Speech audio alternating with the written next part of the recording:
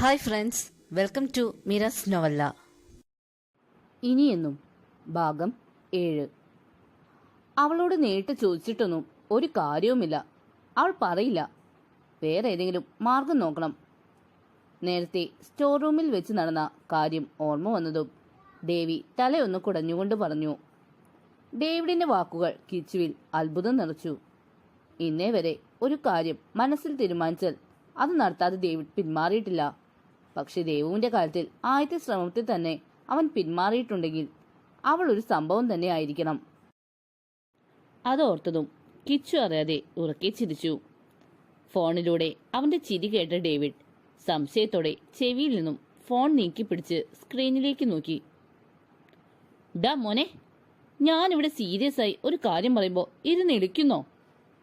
ഡേവിഡിന്റെ നാവിൽ നിന്നും വീണ വാക്കുകൾ കേട്ട് കിച്ചു ഒരു നിമിഷം പകച്ചിരുന്നു. ആടാ, ഞാൻ ചിരിക്കും.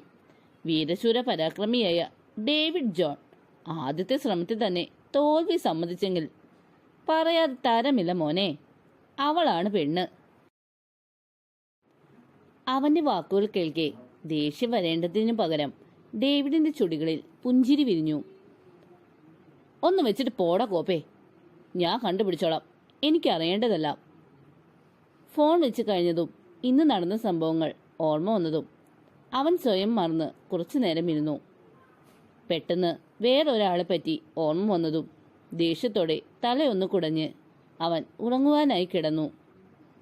ഒപ്പം അവനിൽ സംശയങ്ങൾ കൂടിക്കൊണ്ടേയിരുന്നു. ദേവഭദ്ര, ആ പേരല്ലാതെ മറ്റൊന്നും കണ്ടുപിടിക്കാൻ സാധിച്ചിട്ടില്ല. ഇന്നലെ മുതൽ തന്റെ എല്ലാ പിടിപാട് വെച്ച് ശ്രമിച്ചിട്ടും ഒരു തുമ്പ് പോലും കിട്ടിയിട്ടില്ല. അവൾ ശത്രുവാണോ അല്ലയോ എന്ന് പോലും അറിയില്ല. അത് കണ്ടുപിടിച്ചില്ലെങ്കിൽ കൂടുതൽ പ്രശ്നമാകുമെന്ന് അവൻ ഉറപ്പായിരുന്നു.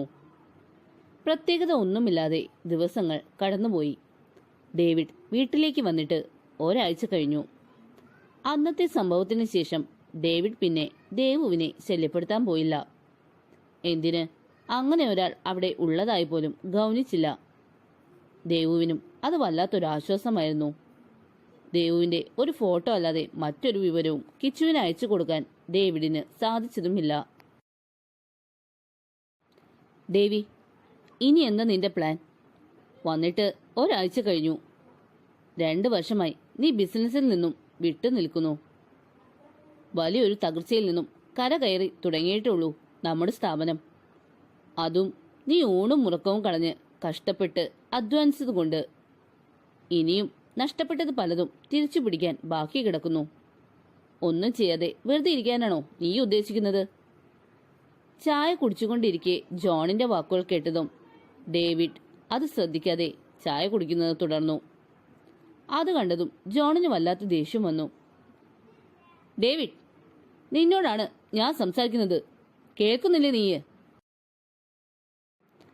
അറിയാം, നിന്റെ ഇഷ്ടമുള്ള ജോലി ഉപേക്ഷിച്ചാണ് നീ ബിസിനസ്സിൽ വന്നതെന്ന്. പക്ഷേ അതും ഞങ്ങൾ നിർബന്ധിച്ചിട്ടല്ല.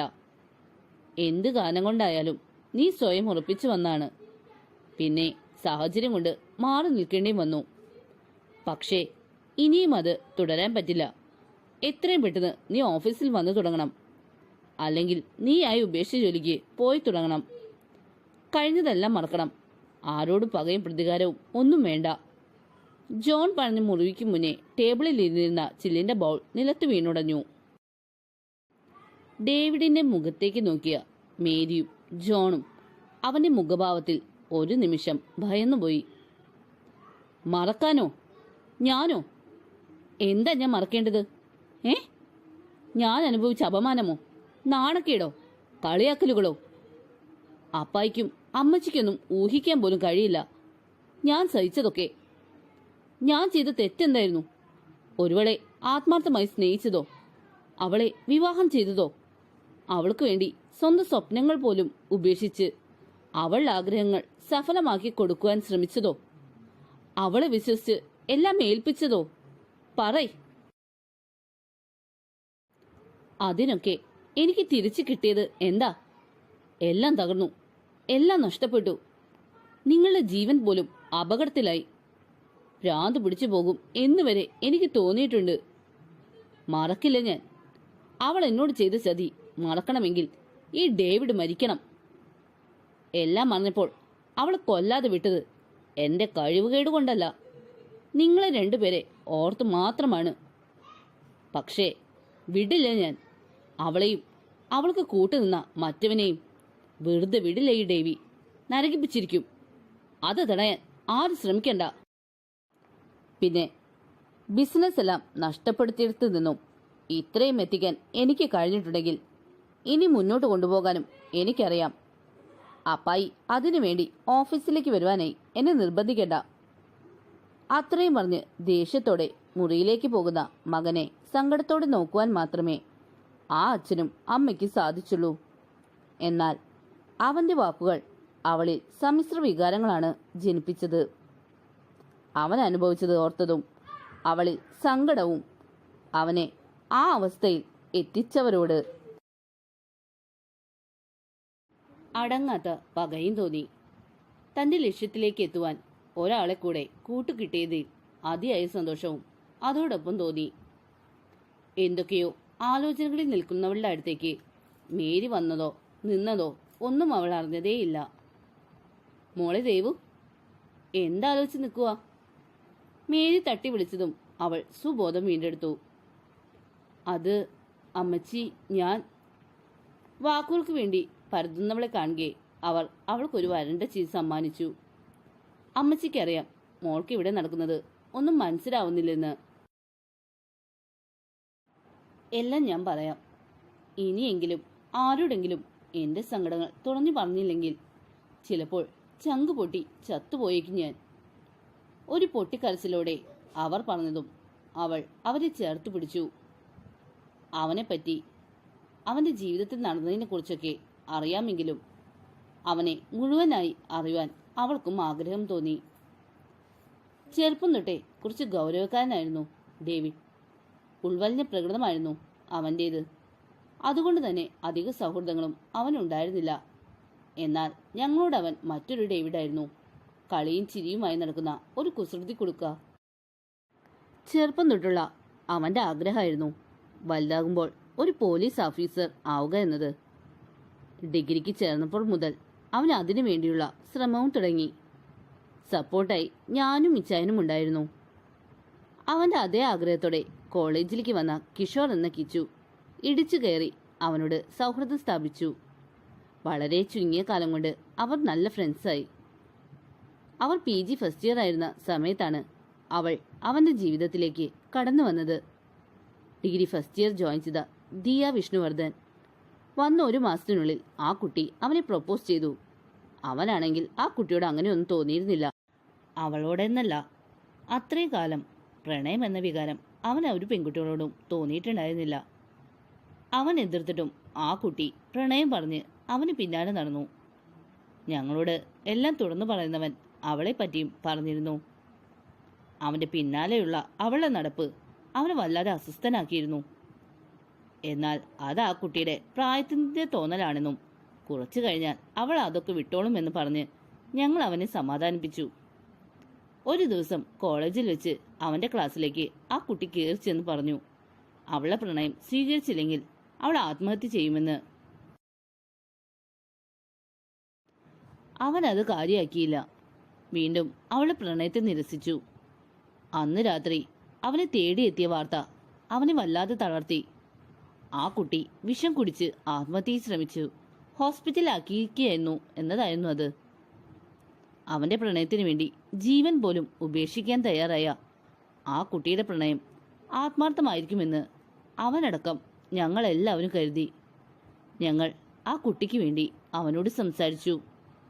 പിന്നീട് അവനും അവളെ പ്രണയിച്ചു ജീവന തുല്യം.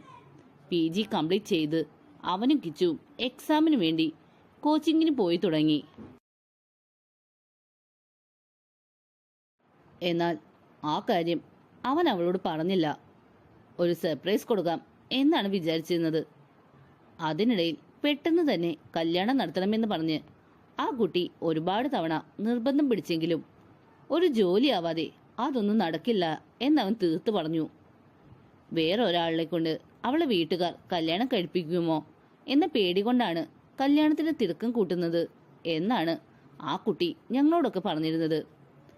ബിസിനസ്മാനായ അവൾ അച്ഛൻ വിഷ്ണുവർദ്ധനെ കണ്ട് അവയുടെ പ്രണയത്തെപ്പറ്റി സംസാരിക്കാം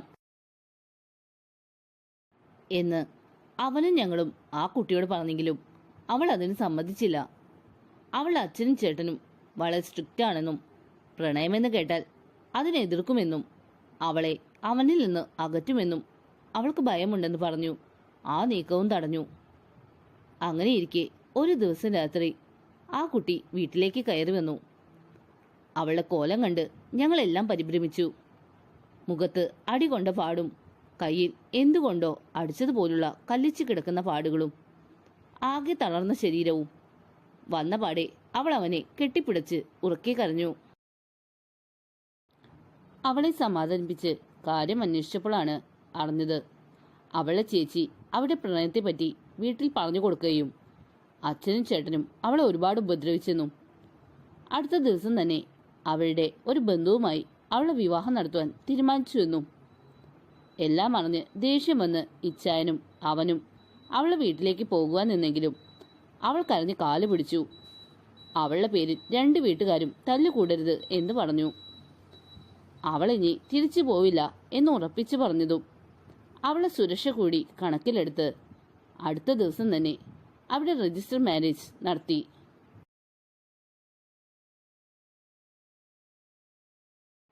എന്നാൽ അവളുടെ വീട്ടുകാരെ കണ്ട് ഒരു തവണയെങ്കിലും നേരിട്ട് സംസാരിക്കാൻ സാധിക്കാഞ്ഞത് ഞങ്ങളെ വിഷമം നിറച്ചിരുന്നു. അവളൊന്ന് ഓക്കെ ആയി കഴിഞ്ഞ് അവളെയും കൊണ്ട് നേരിട്ട് പോകാമെന്ന് തന്നെ മനസ്സിലുറപ്പിച്ചു അവൻ. ഡേവിഡിന് പെട്ടെന്ന് കല്യാണം നടത്തുന്നതിൽ എതിർപ്പുണ്ടായിരുന്നെങ്കിലും സാഹചര്യം കണക്കിലെടുത്ത് അവനും സമ്മതിച്ചു.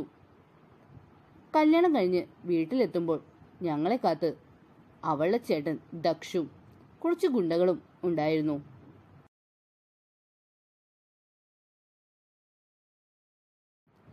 വാക്കുതർക്കവും അടിപിടിയും എല്ലാം കഴിഞ്ഞ് തിരിച്ചു ചെന്നാൽ അവളെ കൊന്നു കളയുമെന്ന ഭീഷണിയുമായി അവൻ തിരിച്ചുപോയി. പിന്നീടുള്ള ദിവസങ്ങളിൽ ഞങ്ങളുടെ ജീവിതം വളരെ സന്തോഷം നിറഞ്ഞതായിരുന്നു. ഞങ്ങൾ ആഗ്രഹിച്ച പോലെ ഒരു മരുമകൾ അല്ല, മകൾ തന്നെയായിരുന്നു അവൾ ഞങ്ങൾക്ക്. ഡിഗ്രി കംപ്ലീറ്റ് ചെയ്ത ദിയ വെറുതെ ഇരിക്കാൻ താല്പര്യമില്ലെന്ന് പറഞ്ഞ് ഇച്ചായനൊപ്പം ഓഫീസിൽ പോയി തുടങ്ങി. ഡേവിഡിനും അത് സന്തോഷം തന്നെയായിരുന്നു. പോകെ പോകെ അവനെയും ഓഫീസിൽ ചെല്ലാൻ അവൾ നിർബന്ധിച്ചു തുടങ്ങി. നിവർത്തിയില്ലാതെ അവൻ അവന്റെ ലക്ഷ്യത്തെപ്പറ്റി അവളോട് തുറന്നു പറഞ്ഞു. എന്നാൽ അവളുടെ പ്രതികരണം ഞങ്ങളെ ഞെട്ടിച്ചു കളഞ്ഞു മോളെ.